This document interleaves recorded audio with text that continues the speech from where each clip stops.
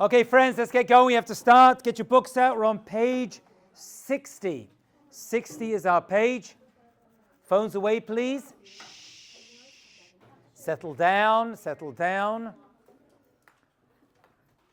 Okay, so we're going to start with a very famous statement of the rabbis that's on the board. This statement is found in the Haggadah. Haggadah. Are we switching to Haggadah? No, we're not. History of the Holocaust is like that. Yeah, this is not history of the Holocaust, Rachel. This is history of the Jewish people pre-Holocaust.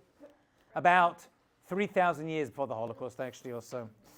All right, this is the statement of the rabbis. We'll see where it comes from. We'll see why it's a very important statement that's going to fit in very neatly and nicely into our subject of Egyptian slavery, avdut, and chirut, freedom.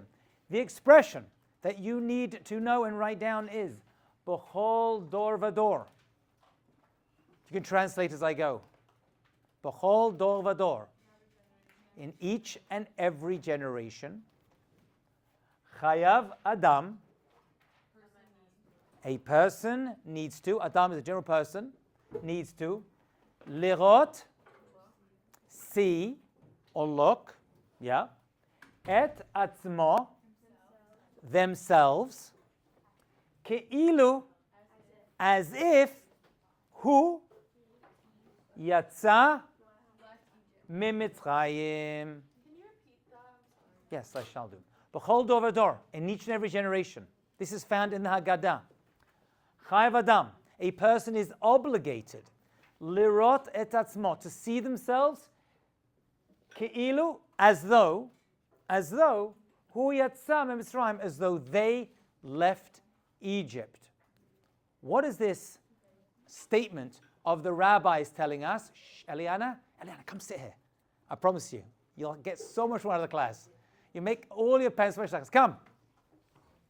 There's a seat right here for you. You'll learn so much. Come. What is the statement telling us, my dear friends? What is the statement saying? We have to retell the story. We have to what? Retell the story. Doesn't say that. Doesn't say you have to retell the story. You do have to retell the story, but that's not what this statement is saying. It's saying something much broader than that. Yeah.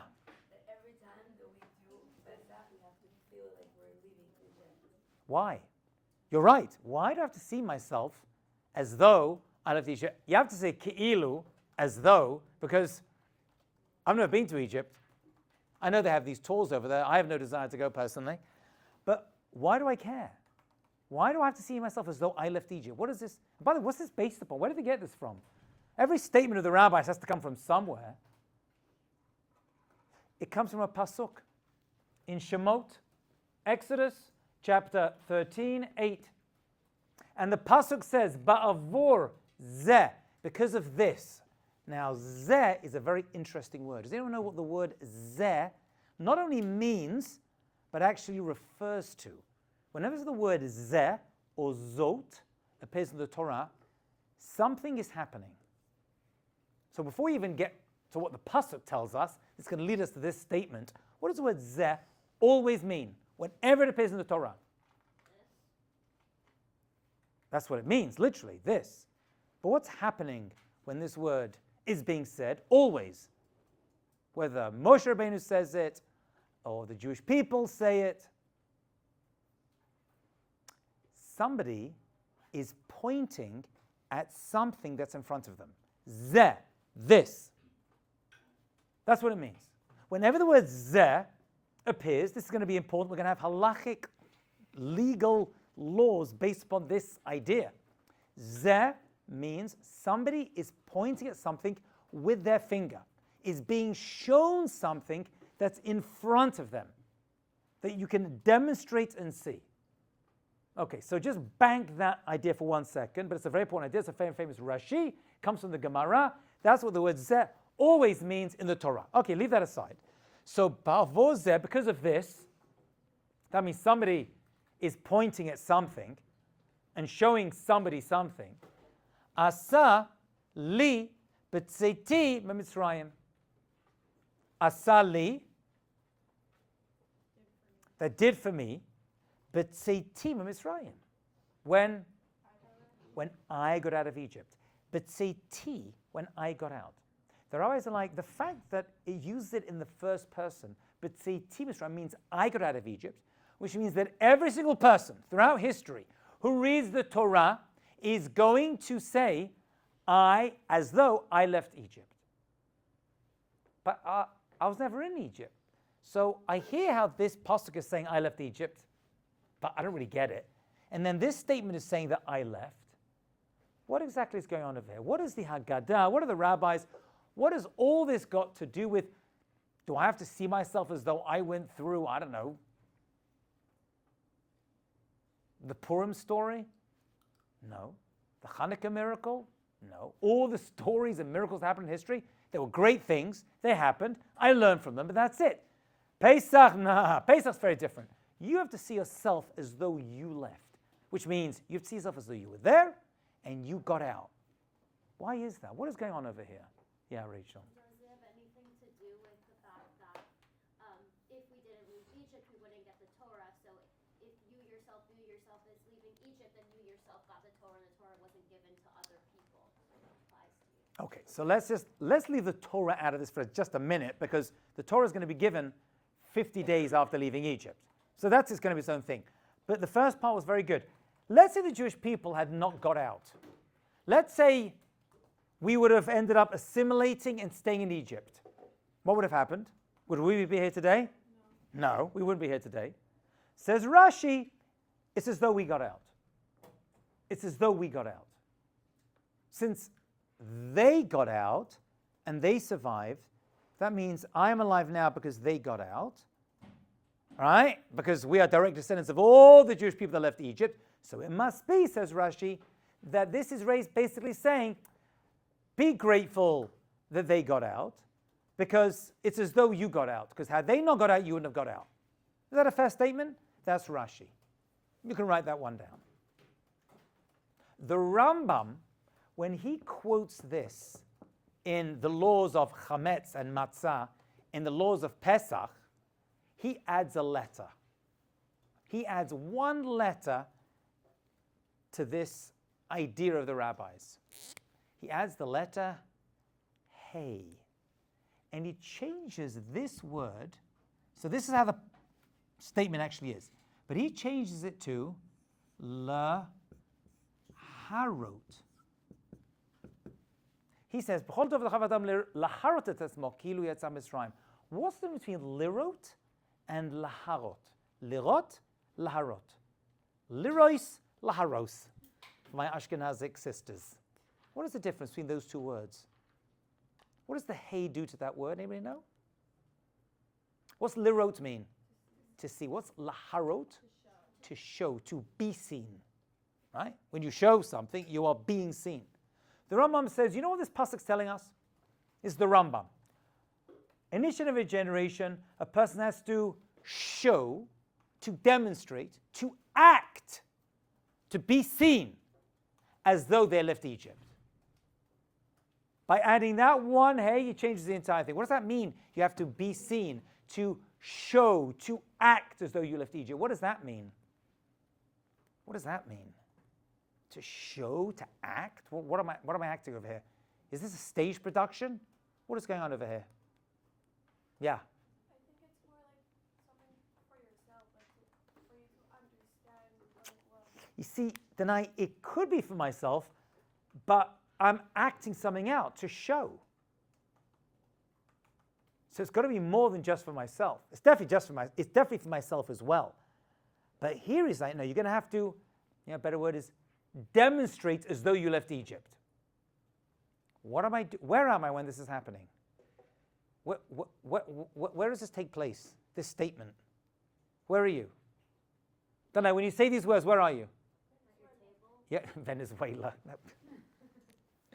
Yes, in Venezuela, you are at your Pesach Seder. How do I know that? You're reading these words, but you can read these words anytime.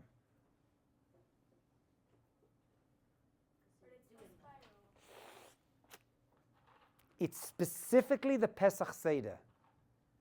I know you're saying these words, or these words are meant to be said at the Pesach Seder. It is part of the Haggadah. It is part of the Haggadah. But how do we know read the Haggadah on Pesach? At Seder. Sounds obvious, right? Because my parents told me. But how do we know? It's not my question, but it's a very famous question. How do we know that's the time to read the Haggadah? You can read the Haggadah anytime during Pesach, any time of the year. That's when the Zeh comes in. The Zeh means you're pointing at something. What are you pointing at? What's in front of you? The matzah. You see, all of these ideas occur, including read the Haggadah, when the matzah, and actually the Korban Pesach to be more precise, but we don't have a Korban Pesach nowadays. We represent it, we'll see, with an egg. We'll see that later on and why that is. But it's when the matzah is in front of us. Bavor zeh asali b'seitim Mitzrayim. So this statement is being made at a time of zeh. When do we say zeh? When the matzah is eaten. When it's in front of you. When you can see it. And that we know is at the Pesach Seder. Okay? So it's all coming together. Yeah. Maybe we say it in that moment because Yeah. we're in Pesach. Yeah. And we say that because we're remembering that Hashem brought us from Egypt Yes. to here. Yeah. Is it? Yeah, 100%. I mean, that's basically the entire thing. Hashem took. Well, the question is, why is it in the first person? So the Rambam is saying you have to demonstrate. How do you do that? Eat matzah, right? Drink 4 cups of wine, act it out. Different customs you all have, right? Some of you beat each other with scallions. Anyone do that over here? Yeah. Are you like onion beater? The Persians beat each other, right? The Moroccans do their thing. They jump over water, underwater. Right? All these things are you laharot to show that it's as though I left Egypt. That's how the Rambam understands this idea, so that we feel as though we were slaves and we got out. And that's based upon this pasuk, and this word is telling us when this happens. When you're at your Pesach Seder in Miami, Mexico, Venezuela, Great Neck, New York, or anywhere else. Maybe not Brooklyn, because that's still Avdut. I'm just telling you. It's, okay, are we together? Are we putting this together? So we saw 2 answers to this very important question. We saw Rashi. Had they not got out, we wouldn't have got out. We saw the Rambam. The Rambam's telling us that you have to, this is basically telling us to imagine and to act it out for other people to see. Other people to see. Very good. Very, very good. What else are we getting out of?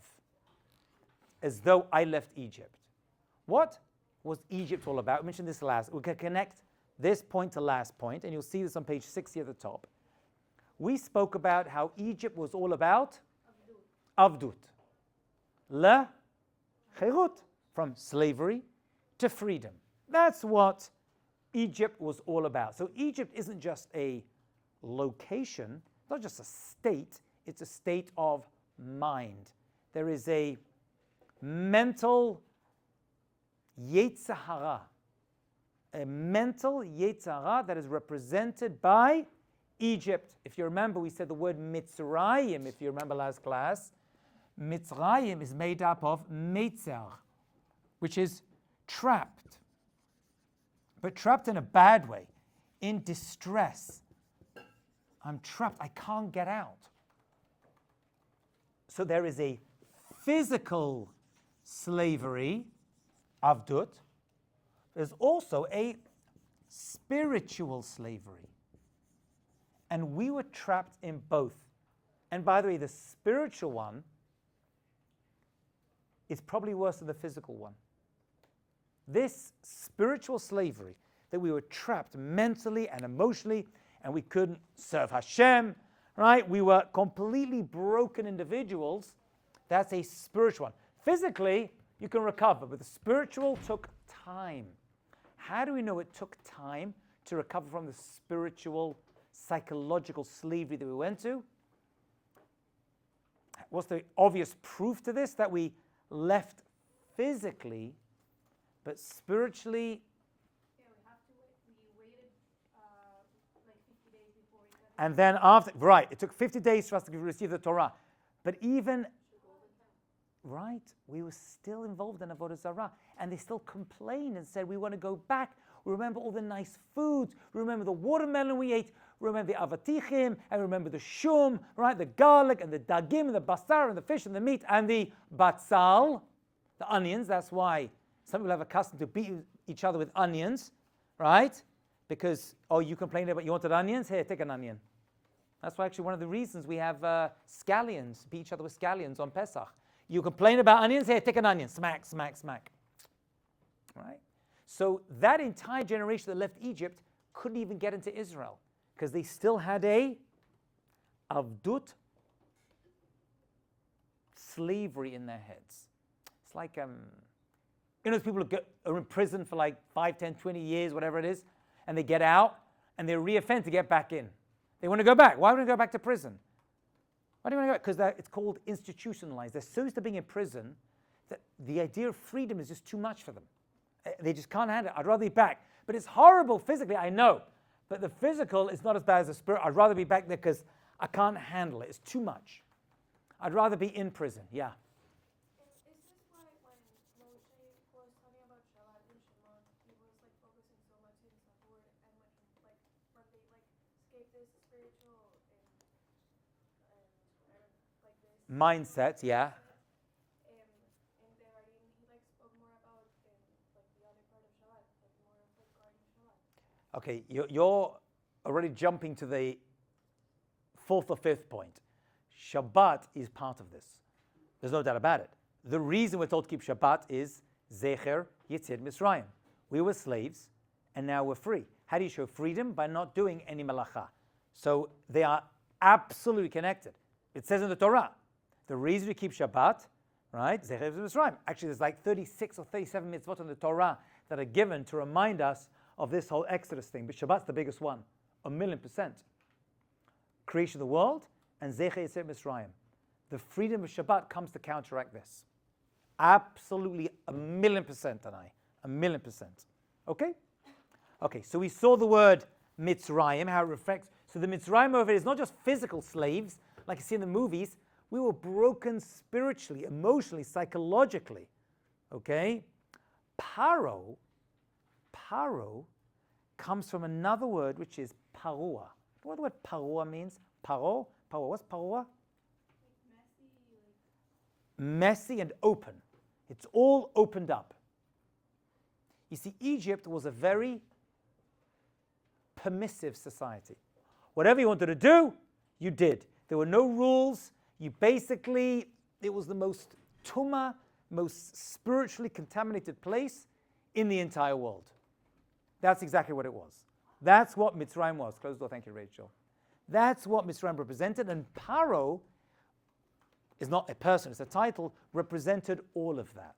He represented everything that was unbridled, very permissive.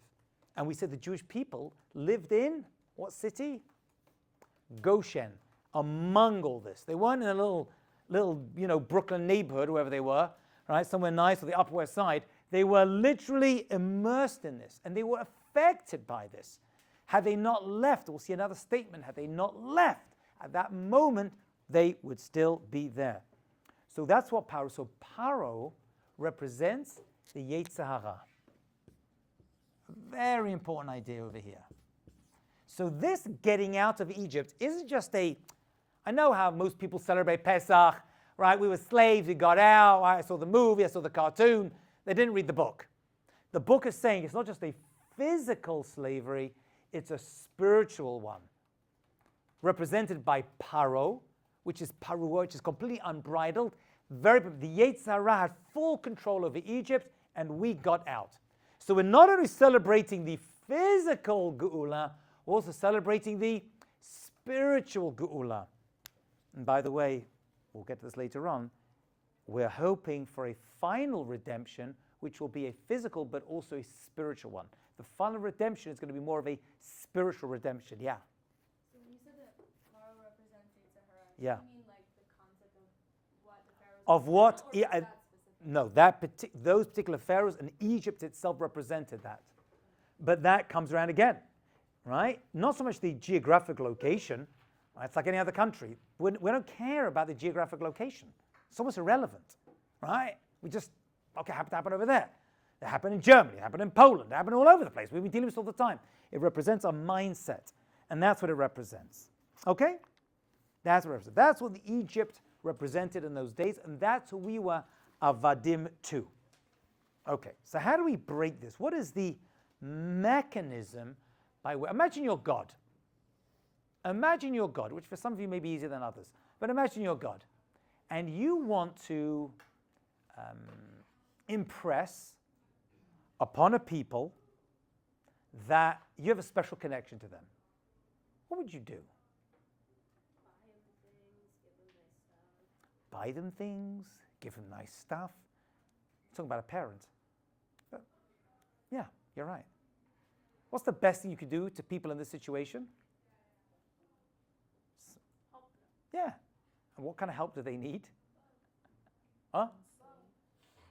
Love. How do you show love? By saving them, taking them out. If you're stuck in prison for a crime you didn't commit, right? If you're stuck in some far off country, what's the best thing you can do to a people? You save them, right? And you want them to know that you saved them. That's the best thing you could do for someone. Please remember that in a situation where someone you love or someone you want to build a relationship with is about you want to save them. That's basically it. That we know for sure. There's no greater sign of love, right? You don't buy them a vacation to go back. You don't buy them a car or a horse, right? You're not going to do anything. What they want to do is get me out of here. Although we already said that most did not want to leave. Yeah. But then, I mean, obviously that's the point, but isn't it kind of ironic then that he's the one who put them there in the first place? Absolutely. So that's our first question. Why did Hashem put us there in the first place? But meaning like, Why am I, let me give you a better example. Why am I doing this lovely Torah course with you here at Stern College, at Yeshiva University, and I'm going to make you suffer by coming to class, right, and giving you exams? Why am I doing that to you? Does that mean I hate you? that's different. Why is that different? Because this is to make us, I mean, I see the comparison you make, but like, he literally put them through a hell. Yeah. By putting them in Mitzrayim. Absolutely. And it was like, I'm going to be your God. You should believe that I'm going to be your savior, and therefore follow me and all. That's like a little bit more manipulative. than It's this. precisely what happened. I wouldn't call it manipulative. I would call it challenging. Why did Hashem say? If you remember last class, we spoke about how Egypt is called Kor HaBarzel, the iron furnace that purifies gold, Zahav. The Jewish people, one of the reasons, we're looking at 3 reasons we went through slavery.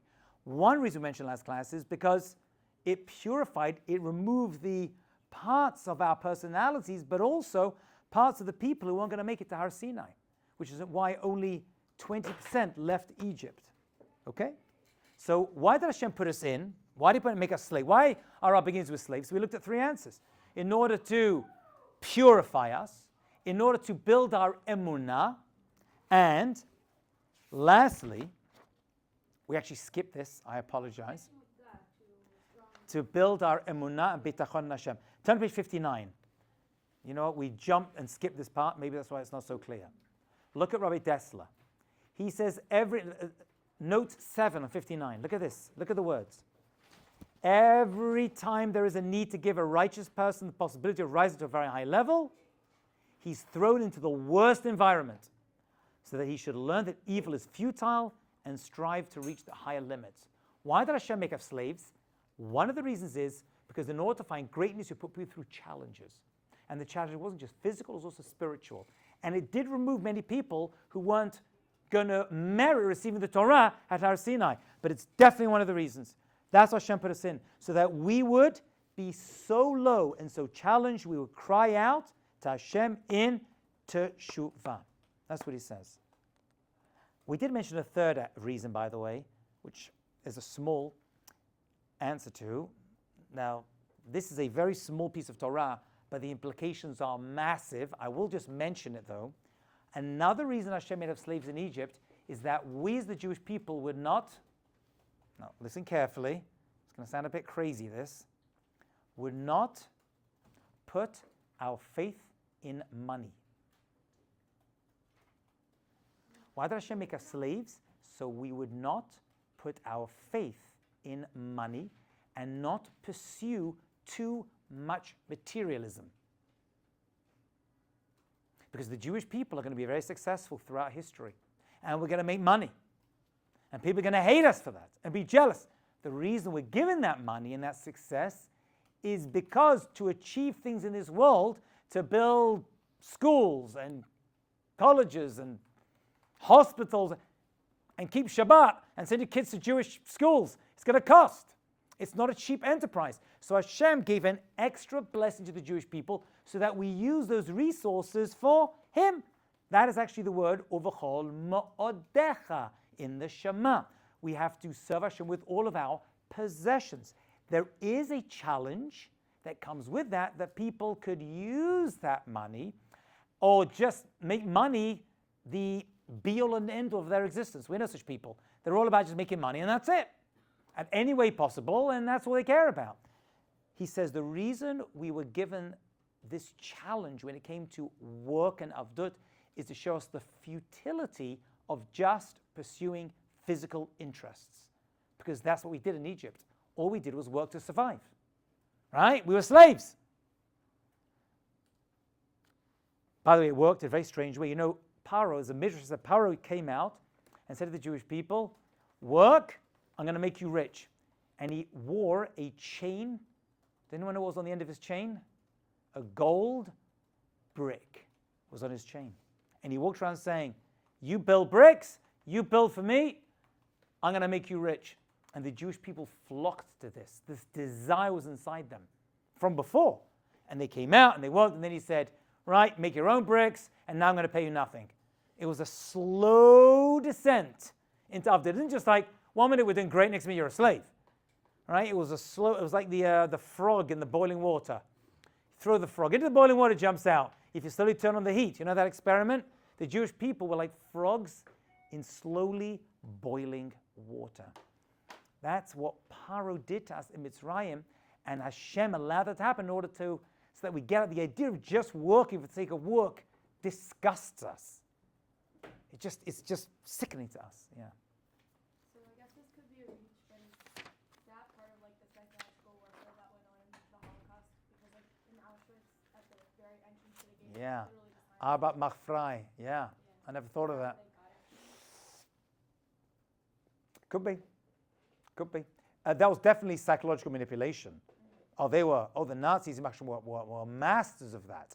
The Egyptians were too. Yeah, Paro was definitely into marketing. There's no doubt about it. But they were masters of manipulation. Most of our enemies are. Hamas are as well. Right? Every day we see different, things.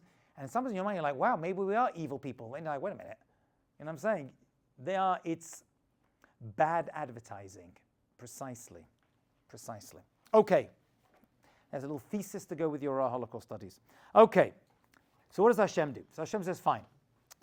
See something, but we're going to revisit this, so write this down. We looked at Rashi, looked at the Rambam, we looked at Rav Dessler. They did that we were slaves, we weren't free. Right? That's the, see stuff, you left Egypt, meaning I was a slave, I'm now free. Because we were slaves, but we're still slaves. That's the idea. So we looked at 3 answers to this question. So in a final, if you get this verse and give me 3 answers, what it means, you have 3 already. We're going to look at 3 or more later on. Okay. How do you demonstrate to a people that you love them?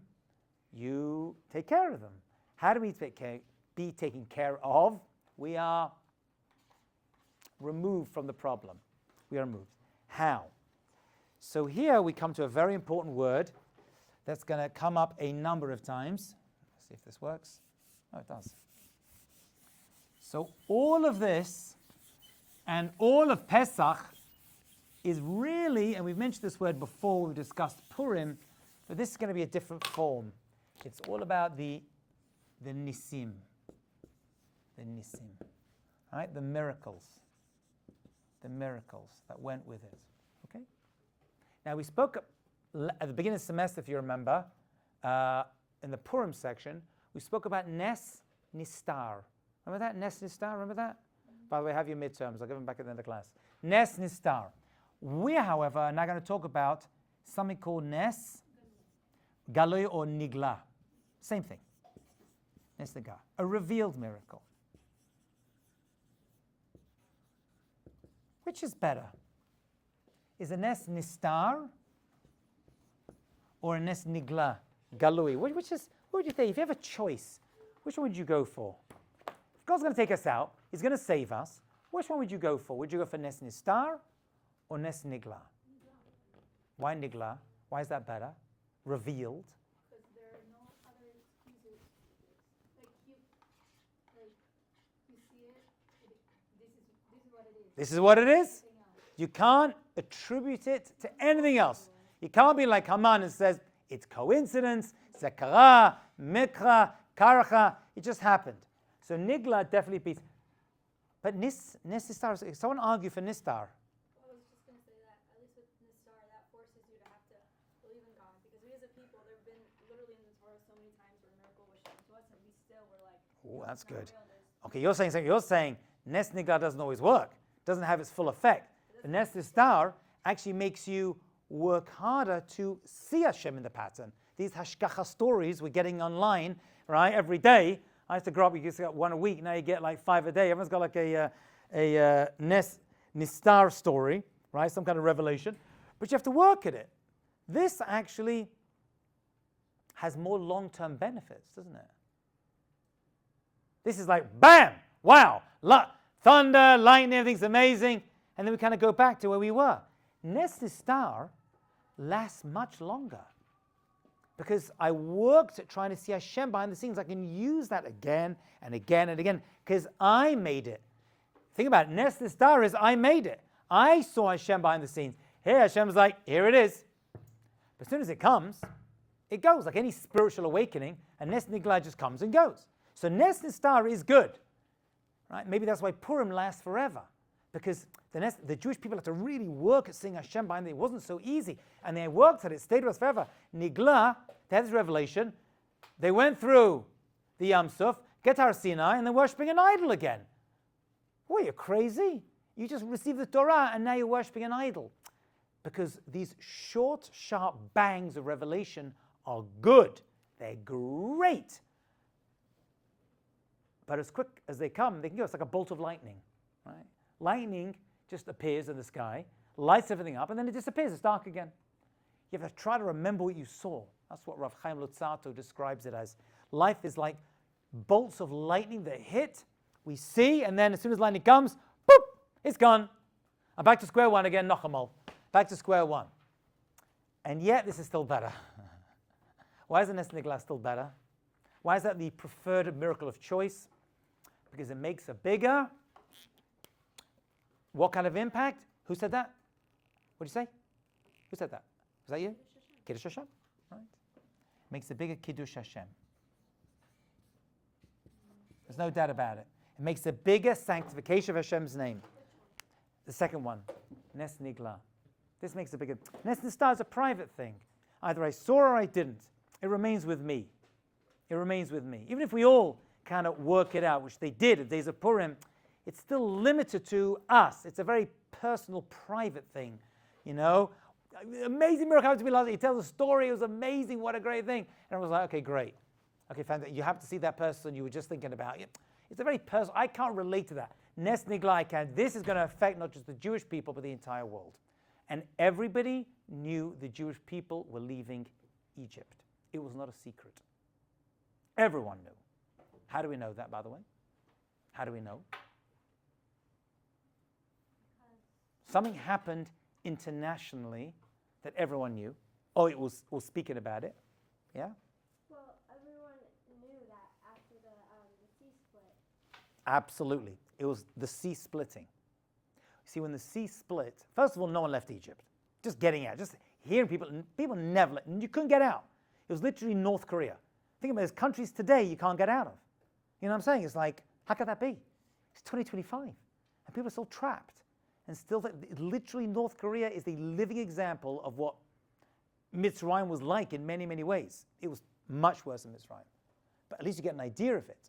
But Kriyat Yam Suf, the entire world knew why. Because every sea split in the entire world. Actually, every water split. there was some kind of shift, we're not sure, but there's some kind of shift in the Earth's axis somehow, in some way, that it was a known thing. Everyone knew about it. Everyone knew about it. It wasn't until that point that it became mega famous. People knew about it as an act of God or an act of the world. That's a good question. That's a very, very good. Did everyone see it as an act of God or an act of coincidence? I mean, the fact that Avodah Zarah still existed, the fact that people came to attack us right afterwards, literally right afterwards, you know what I'm saying, means that they didn't all see it as an act of God. Amalek didn't. They came to attack us, right? So Amalek didn't. So no, actually, you're right. They knew the Jewish people were leaving Egypt, but did they see it as God doing it for us? No, not everyone, or they would have left us alone, you know? Crazy, right? They hear about these miracles, they see it, and yet they still hate us and want to kill us. Okay, so what form, let's go back into Egypt for just a minute, because all this started inside Egypt. So the Nissim that we're going to talk, there's going to be a number of miracles we're going to talk about. The most important of them, which play a central role in the Torah and in the story and in the Haggadah, is of course the Eser Makot, the 10 plagues. Okay, so that's going to be our discussion right now. We're going to go through these 10 plagues together and see how long they lasted, what they were for. Are they just random things that happened in Mitzrayim? What is this all about? What are these Eser Makot all about? 10 smacks. So let's go through them, and we know there's 10. Well, first of all, what does 10 represent? Let's start with that. Right, there are 10. 10 always equals completion. Very good. Such as 10 commandments, Aseret HaDibrot, the 10 tests of Avraham Avinu, very, very good. That completed him as a person. So 10 always represents shlemut. Something is being completed. Something very important is coming. That's why there is a number 10. Right? There's a number for 1, 2, 3, 4, 9, and then it's a 1 and 0. It's like I'm completing that which started. It's really, that's how the Maharal understands it. You're completing, there is no actual number 10 if you think about it. Like a figure, it's just a completion of the 9 that came before it. And you kind of like start again with extra. So number 10, there's other 10s, right? 10 days between. Very good. Rosh Hashanah and Yom Kippur, because you're meant to complete and change yourself during that time. Okay, so 10 is going to represent completion or shlemut. Absolutely. All right. We're going to divide the plagues into 4 groupings. 3, 3, 3, and 1. Okay? That's how we're going to divide. I didn't divide it up. That's how it was divided up. That was actually on the staff of Moshe Rabbeinu. So let's start with the first 3. Let's see what they're about. And let's try to break them down into pieces. Number 1. So this is 1 of 3 was dam. This is blood. Okay. How long was Paro warned about this? So he was given a 3-week warning. A 3-week warning for this particular plague and 1 week of plague. Okay? Which means it's a 1-month event, actually, or thereabouts. Why blood? So the first thing you want to do when you attack, this says Rashi, a very famous Rashi, quotes a Midrash. It follows the way of battles. The first thing you attack is the water source. People cannot live without water.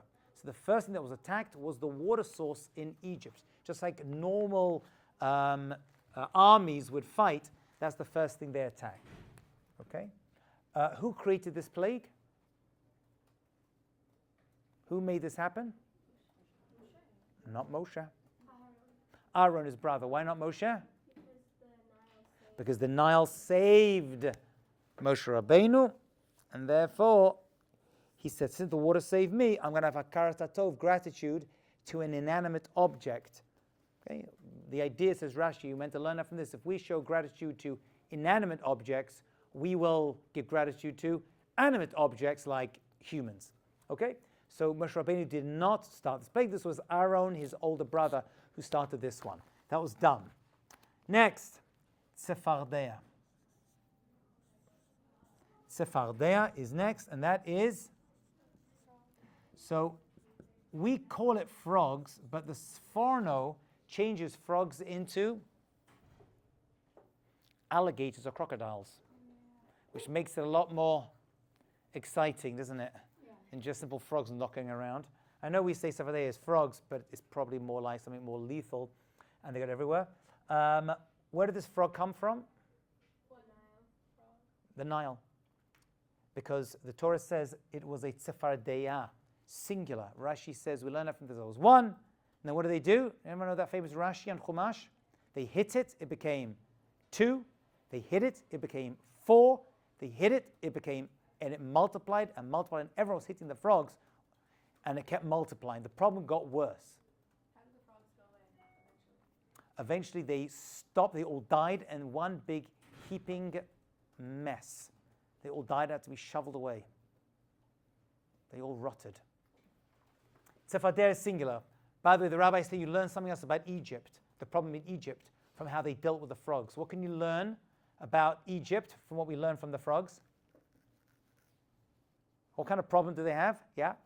They tried getting rid of the problem, but it just had multiplied. Because, you're right, they tried to get rid of the problem, but it kept multiplying, because they had what kind of problem themselves? Anger issues. They hit the frog once, becomes 2, 4, 8, something like, okay, this is not working. But they had such kas, they were so angry, and they were involved in terrible anger, killing, torturing.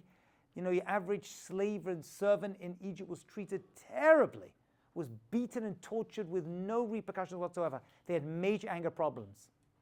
So really they actually caused their own demise during the plague of Tzefardea. This is also a 3-week warning, 1-week plague. Okay, Tzefardea. Okay.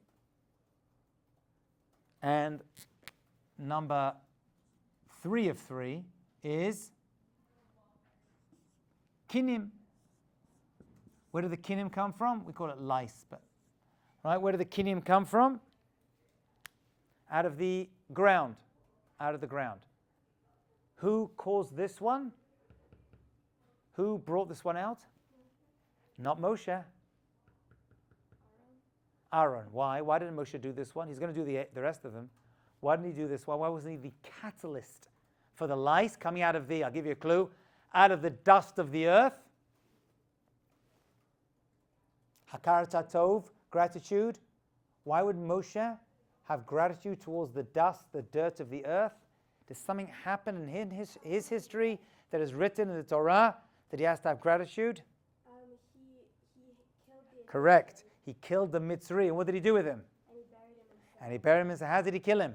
with his Shem Hashem, with God's name. And then he buried him in the ground. The ground protected me. It buried him, although it ended up being they spoke Lashon Hara, and everyone found out that it was Moshe Rabbeinu. And then Paro found out it was actually Datan Va'aviram who reported on him and spoke about it. So we see the Lashon Hara and Galut are connected.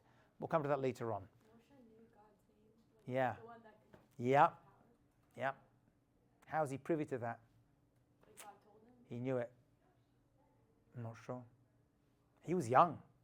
He was young at this point, and yet he knew it. He knew it. There was a lot of kishuf, by the way, in Mitzrayim as well. So that's Kinim. So he didn't do this one either. The first 3, his brother, because blood came from the water, or this one frog came out of the water, or many frogs, and the lice came out of the ground. So Moshe Rabbeinu was not directly involved in these 3. By the way, how many times is Moshe Rabbeinu's name mentioned in the Haggadah? This Haggadah that we're going to read is going to give us the full story of what happened before Egypt, during Egypt, and after Egypt.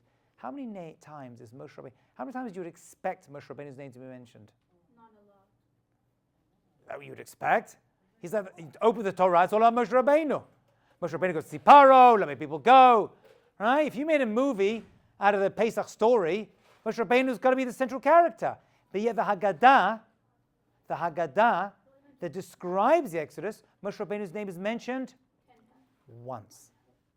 One time. And even there he's called Eved Hashem, the servant of Hashem. That's interesting. Right? The movie, full of Moshe Rabbeinu. And yet the Haggadah, which tells the story, the book that tells the story of the Exodus, mentions Moshe Rabbeinu once. Why is that? Because if Moshe Rabbeinu is the central feature of the story, you might come to think that this is all about Moshe Rabbeinu and his special powers. His special powers of speaking, which he didn't do well because he had a lisp, he had a speech impediment. You would think it's all about him tricking the people.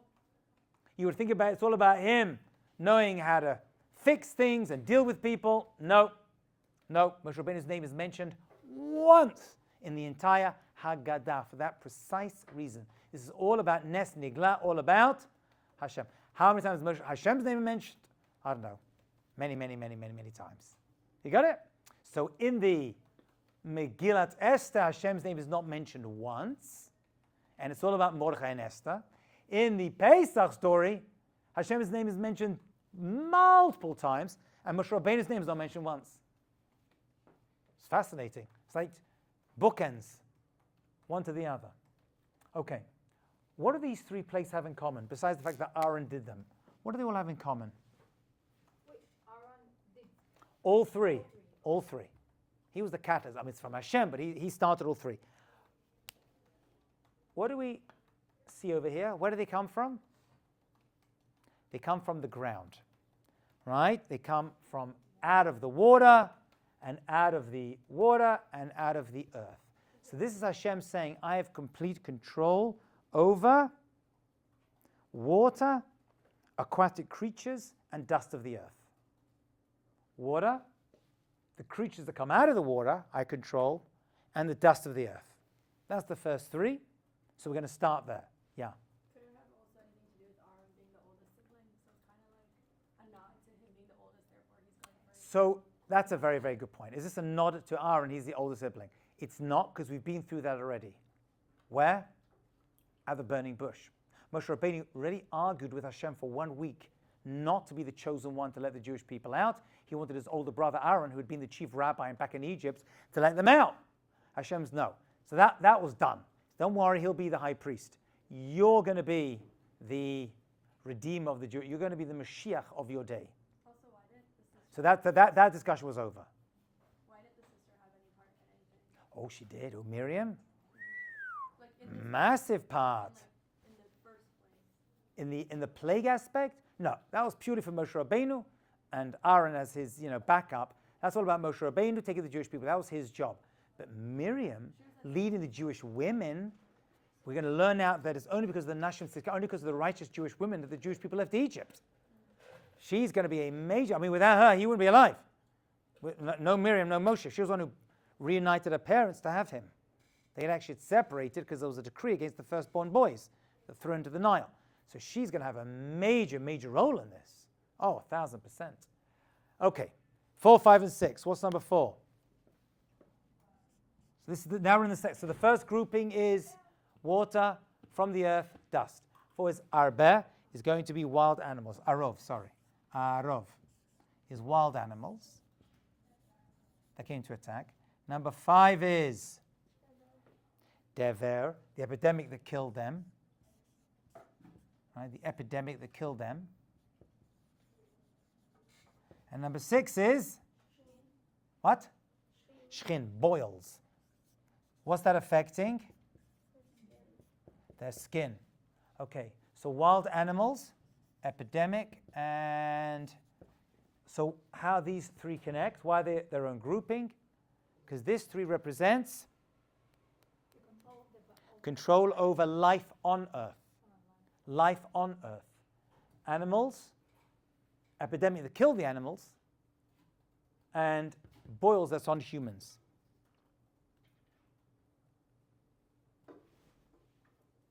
Okay? This is life on earth. Animals and humans were affected by this. So this is from the earth, this is on the earth. So what's this? What's 7, 8, and 9? Godly ones? So 7 is barad.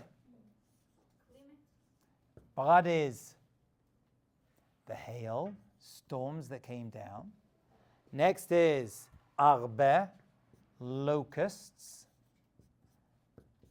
Right? That came in, this was actually one of those. This is, by the way, getting worse and worse. Locusts literally destroyed all the food that they had kept. And number 9 is choshech, darkness. We're going to talk about darkness later on. Right? This was a particularly difficult plague that affected them. But all this represents things from the sky. Right? The barad comes from the sky. The arbe, the locusts, coming from swarms from the sky. And the choshech, darkness, comes because their sun is stopped and blocked. So this represents the upper element. So we have from the earth, on the earth, above the earth. So that's why it's 3, 3, 3. That's how we refer to it in the Haggadah. We're going to refer to it as Tetzach, Adash, Ba'achav. That's right. And Moshe Rabbeinu's staff, actually, that's a whole topic in of itself. We could spend an hour just talking about that. We're not going to. Had these letters chiseled into it in this form. That's what it refers to. It's 3, 3, 3, 1. 3, 3, 3, 1. What's the last one?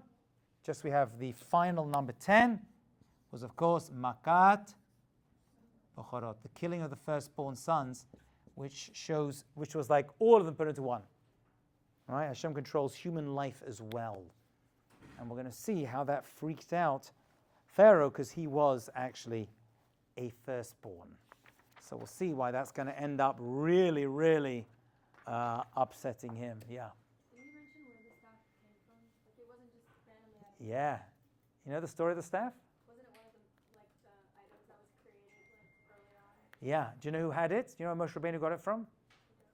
His father-in-law, Yitro, had it embedded in the ground. He'd inherited it. Whoever takes it out, I see as the chosen one. And actually, Yitro had Moshe Rabbeinu as a prisoner for quite a while. And then Moshe Rabbeinu went along. He saw the staff and took it out. And he's like, oh, I see, you're the chosen one. That's where, what story was taken from this real story? Sword, right. Excalibur sword comes from the actual story. Wow, whoever takes out the staff is going to be the chosen one. And you knew that was the leader, and Moshe Rabbeinu was taking it out of the ground. So who created the staff? Oh, it comes to, I think one of the things that created Ben Shmashal, wasn't it? One of the things that goes back to the beginning of